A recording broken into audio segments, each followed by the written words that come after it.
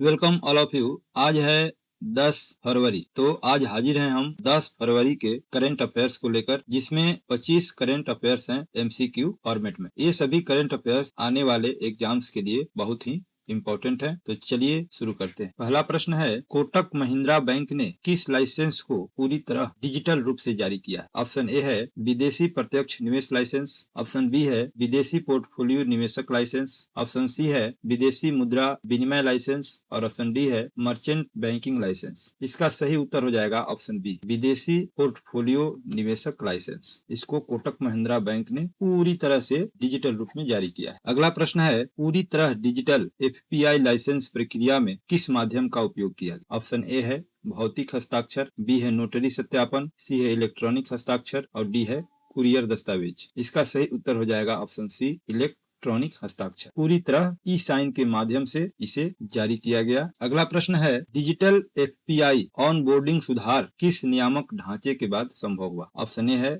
RBI digital framework, SEBI unified digital workflow, option C है MCA e governance और option D है DPIIT startup नीति। तो इसका सही उत्तर हो जाएगा option B, SEBI unified digital workflow. तो चलिए सेबी के बारे में हम कुछ जान लेते हैं यहाँ पर। तो सेबी जो है यह security and exchange board of India, पूरा नाम है इसका security and exchange board of India, जिसे हिंदी में भारतीय प्रतिभूति और विनिमय बोर्ड कहा जाता है। इसकी स्थापना 12 अप्रैल 1988 को हुआ और इसका जो स्थापना हुआ 12 अप्रैल 1988 को, यह एक गैर वैधानिक निकाय के रूप में हुआ। गैर वैधानिक निकाय के रूप में इसका स्थापना हुआ और इसका जो वैधानिक शक्ति मिला, कब से मिला ये याद रखिए। इसको वैधानिक शक्ति जो मिला वह 1992 ईस्वी में मिला, यानी स्थापना हुआ 12 अप्रैल 1988 को और वैधानिक रूप से इसका जो दर्जा प्राप्त हुआ 1992 में मिला। जब स्थापित हुआ तो गैर वैधानिक था और 1992 से यह वैधानिक हो गया। इसका मुख्यालय जो है वह मुंबई में है। कहाँ है? तो मुंबई में है। इसका मुख्य उद्देश्य होता है कि निवेशकों की सुरक्षा करना, पूंजी बाजार में पारदर्शिता लाना और निष्पक्ष व्यापार सुनिश्चित करना। अगला प्रश्न है कि एफपीआई लाइसेंस विदेशी निवेशकों को किसमें निवेश की अनुमति देता है? केवल रियल एस्टेट, ऑप्शन बी है केवल बैंक जमा, ऑप्शन सी है शेयर बॉन्ड व प्रतिभूति और ऑप्शन डी है कृषि भूमि। इसका सही उत्तर हो जाएगा ऑप्शन सी, शेयर बॉन्ड एवं प्रतिभूतियों में एफपीआई लाइसेंस जो है निवेशकों को निवेश करने की अनुमति देता है। इससे जो एफपीआई है शेयर में, बॉन्ड में और प्रतिभूतियों में, सिक्योरिटीज में निवेश कर सकते हैं। और पूरी तरह से डिजिटल करने वाला जो बैंक बना है पहला, वो है कोटक महिंद्रा बैंक। कोटक महिंद्रा बैंक इस समय इंडिया में लगभग 21 जो है निजी बैंक हैं। संपत्ति के हिसाब से इसमें सबसे बड़ा जो निजी बैंक है वह एचडीएफसी बैंक है। कोटक महिंद्रा बैंक का स्थापना 1985 ईस्वी में। अगर आप चाहते हैं कि बैंकों पर स्थापना और उसके जो अभी वर्तमान में अध्यक्ष हैं उस पर हम वीडियो लेकर आए तो कमेंट में आप बताइए। तो कोटक बैंक का जो स्थापना हुआ 1985 ईस्वी में हुआ और 2003 में यह आरबीआई से लाइसेंस प्राप्त करके पूर्ण बैंक बना। इसका जो मुख्यालय है यह मुंबई में है। तो एक बार फिर से रिकैप कर लेते हैं कि 1985 में कोटक महिंद्रा फाइनेंस के रूप में स्थापित हुआ। 2003 में यह आरबीआई से लाइसेंस प्राप्त किया। चलिए देखते हैं अगला प्रश्न। अगला प्रश्न है कि जोखिम आधारित जमा बीमा प्रीमियम व्यवस्था कब से लागू होगी? जोखिम आधारित जमा बीमा प्रीमियम व्यवस्था कब से लागू होगी? ऑप्शन ए है 1 जनवरी 2026, ऑप्शन बी है 1 अप्रैल 2026, ऑप्शन सी है 1 जुलाई 2026 और ऑप्शन डी है 1 अप्रैल 2025। इसका सही उत्तर है 1 अप्रैल 2026 से जोखिम आधारित जमा बीमा प्रीमियम योजना जो है कि लागू होगी। अगला प्रश्न है, वर्तमान में सभी बैंक 100 रुपए की जमा राशि पर कितना प्रीमियम देते हैं? ऑप्शन ए है 8 पैसा, बी है 10 पैसा, सी है 12 पैसा और डी है 15 पैसा। इसका सही उत्तर है 12 पैसा। अभी सभी बैंक 100 रुपए जमा पर 12 पैसे का प्रीमियम देते हैं। यह डीआईसीजीसी, याद रखिए डीआईसीजीसी द्वारा लगाया जाने वाला बीमा प्रीमियम है जो फरवरी 2026 तक समान दर यानी 12 पैसा प्रति 100 पर लागू है। डीआईसीजीसी का पूरा जो फुल फॉर्म है, याद रखिए, D for deposit, I for insurance यानी deposit insurance and C for credit, G for guarantee और सी फॉर स्कीम यानी credit insurance and deposit insurance and credit guarantee corporation, इसका फुल फॉर्म हो गया deposit insurance and credit guarantee corporation. थोड़ा और हम जान लेते हैं यहाँ पर DICGC के बारे में। तो DICGC जो है यह भारतीय रिजर्व बैंक यानी RBI के पूर्ण स्वामित्व वाली एक सहायक कंपनी है। यह 1961 के DICGC अधिनियम के तहत 15 जुलाई 1978 को स्थापित हुई और बैंकों में जमाकर्ताओं को सुरक्षा प्रदान करती है। यह सभी बीमित बैंकों, चाहे वह कमर्शियल हो, कोऑपरेटिव हो या क्षेत्रीय ग्रामीण बैंक हो, उसमें प्रत्येक जमाकर्ता को 5 लाख तक की जमा, चाहे वह बचत खाता में हो या FD में हो या चालू में हो, बीमा कवर देता है। यदि बैंक दिवालिया भी हो जाता है तो RBI, यदि बैंक दिवालिया भी हो जाता है तो 90 दिनों के अंदर यह जो राशि जो है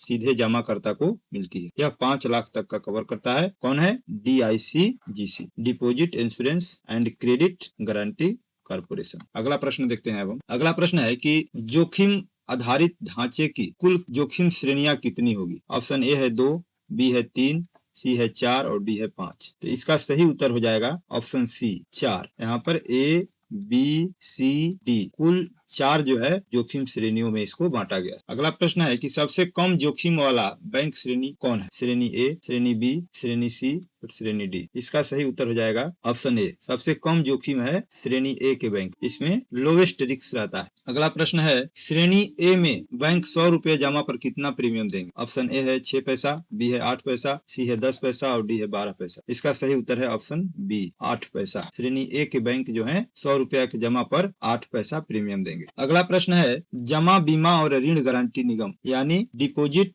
insurance and credit guarantee corporation किसके अंतर्गत कार्य करता है? ऑप्शन ए है भारत सरकार, बी है सेबी, सी है भारतीय रिजर्व बैंक और डी है वित्त मंत्रालय। अभी हमने इसको समझाया था अच्छा से। इसका सही उत्तर हो जाएगा ऑप्शन सी भारतीय रिजर्व बैंक। DICGC जो है यह भारतीय रिजर्व बैंक के पूर्ण स्वामित्व वाली एक सहायक कंपनी है। स्थापना इसका 1978 ईस्वी में हुआ। अगला प्रश्न है कि एनएसओ ने ई सांख्यिकी पोर्टल के लिए किस सर्वर का बीटा संस्करण लॉन्च किया? ऑप्शन ए है API सर्वर, बी है MCP सर्वर, सी है क्लाउड सर्वर और डी है डेटा लेक सर्वर। इसका सही उत्तर हो जाएगा option B MCP server. NSO ने ई सांख्यिकी पोर्टल लॉन्च करने के लिए MCP सर्वर के बीटा संस्करण लॉन्च किया है। MCP का मतलब होता है मॉडल कॉन्टेक्स्ट प्रोटोकॉल। अगला प्रश्न है MCP सर्वर का मुख्य उद्देश्य क्या है? ऑप्शन ए है डेटा डाउनलोड बढ़ाना, बी है सरकारी डेटा की AI रेडी बनाना, ऑप्शन सी है डेटा गोपनीय रखना और ऑप्शन डी है केवल PDF जारी करना। इसका सही उत्तर हो जाएगा MCP सर्वर का मुख्य उद्देश्य है AI रेडी बनाना, सरकारी डेटा का जो है कि AI रेडी बनाना। अगला प्रश्न है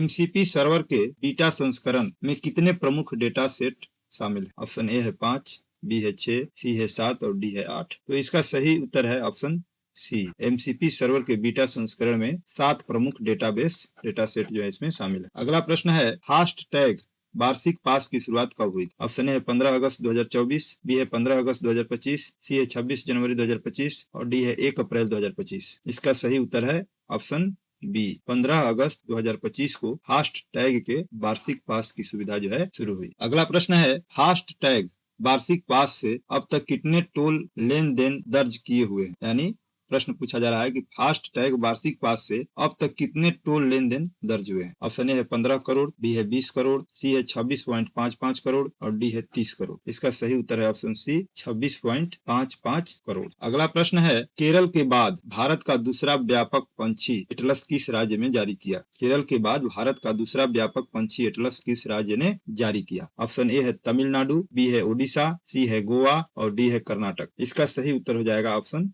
सी गोवा। केरल के बाद गोवा जो है दूसरा पंछी एटलस जारी करने वाला राज्य बन गया। अगला प्रश्न है कि गोवा बर्ड एटलस का उद्देश्य किससे जुड़ा हुआ है? ऑप्शन ए है शहरी विकास, बी है जैव विविधता संरक्षण, सी है पर्यटन प्रचार और डी है औद्योगिक सर्वेक्षण। तो इसका सही उत्तर हो जाएगा ऑप्शन बी जैव विविधता संरक्षण। गोवा बर्ड एटलस का उद्देश्य जो है जैव विविधता संरक्षण से जुड़ा हुआ है। तो यहाँ पर एक प्रश्न बनता है कि बर्ड एटलस जारी करने वाला पहला राज्य कौन सा है? तो पहला राज्य है केरल और उसके बाद दूसरा राज्य बन गया है गोवा। अगला प्रश्न है कि अग्नि 3 मिसाइल का सफल परीक्षण कहाँ किया गया? ऑप्शन ए है पोखरन, बी है श्रीहरिकोटा, सी है चांदीपुर और डी है विशाखापट्टनम। इसका सही उत्तर हो जाएगा ऑप्शन सी चांदीपुर। चांदीपुर से अग्नि-3 मिसाइल का सफलतापूर्वक परीक्षण किया गया। यह एक मध्यम दूरी मारक क्षमता वाला यह एक मिसाइल है, जिसकी जो मारक क्षमता है 3000 से लेकर 3500 किलोमीटर तक है। अगला प्रश्न है, अग्नि-3 किस प्रकार की मिसाइल? ऑप्शन ए है क्रूज मिसाइल, बी है सतह से हवा में मारने वाला मिसाइल, सी है मध्यम दूरी बैलिस्टिक मिसाइल और डी है एंटी सैटेलाइट मिसाइल। इसका सही उत्तर है ऑप्शन सी, मध्यम दूरी ballistic missile, medium range ballistic missile, MRBS यानी मीडियम रेंज बैलिस्टिक मिसाइल है यह अग्नि-3, मारक क्षमता 3000 से लेकर 3500 किलोमीटर और इसको चांदीपुर से सफलपूर्वक परीक्षण किया गया। अगला प्रश्न है, अंडर 19 विश्व कप फाइनल में 175 रन किस खिलाड़ी ने बनाए? ऑप्शन ए है राज बाबा, बी है वैभव सूर्यवंशी, सी है अंबाती रायडू और डी है पृथ्वी शाह। इसका सही उत्तर हो जाएगा ऑप्शन बी, वैभव सूर्यवंशी। वैभव सूर्यवंशी ने 175 रन बनाए। आईसीसी अंडर 19 क्रिकेट विश्व कप 2026 का फाइनल मैच 6 फरवरी 2026 को खेला गया और यह इंडिया और इंग्लैंड के बीच खेला गया। इंडिया वर्सेस इंग्लैंड हुआ अंडर 19 विश्व कप का फाइनल। इसमें वैभव सूर्यवंशी ने 80 गेंद खेला और 80 गेंद पर 15 चौका और 15 छक्का लगाकर 175 रन बनाए, जो अंडर 19 फाइनल का अब तक का सर्वोच्च स्कोर है। पहले यह स्कोर उन्मुक्त चंद के नाम से था, उन्मुक्त चंद के नाम से था, जो 2012 का रिकॉर्ड। उस समय उन्मुक्त चंद ने 111 रन बनाए। इस मैच के फाइनल में भारत ने 411 रन 9 विकेट खोकर बनाया था और इंग्लैंड को 100 रन से मात दिया। यहाँ पर वैभव सूर्यवंशी टॉप परफॉर्मर भी बने। चलिए अगला प्रश्न देखते हैं।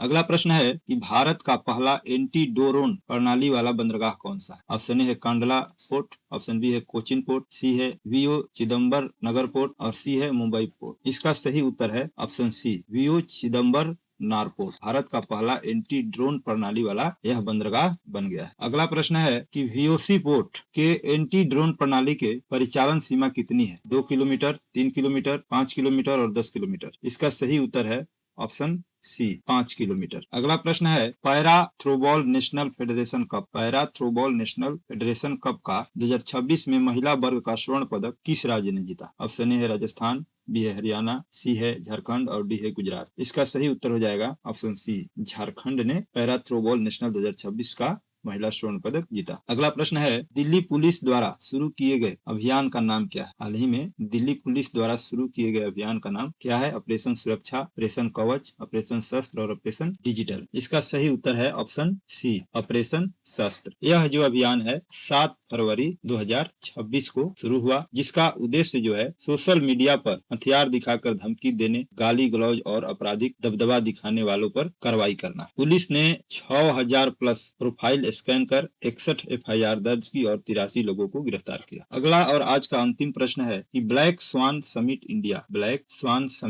2026 का आयोजन कहाँ किया गया? ऑप्शन ए है नई दिल्ली, बी है मुंबई, सी है भुवनेश्वर और डी है हैदराबाद। इसका सही उत्तर है ऑप्शन सी, भुवनेश्वर। इसी तरह के करंट अफेयर्स से संबंधित प्रश्नों पर क्विज MCQ जानने के लिए हमारे चैनल को सब्सक्राइब कीजिए, अपने दोस्तों के बीच वीडियो को शेयर कीजिए, वीडियो को लाइक कीजिए और डेली चैनल पर विजिट करके देखते रहिए। हम जो है और बढ़िया सीरीज लेकर इस पर आते रहेंगे, जो आगामी आने वाले एग्जाम्स के लिए बहुत ही इम्पोर्टेंट। चलिए धन्यवाद।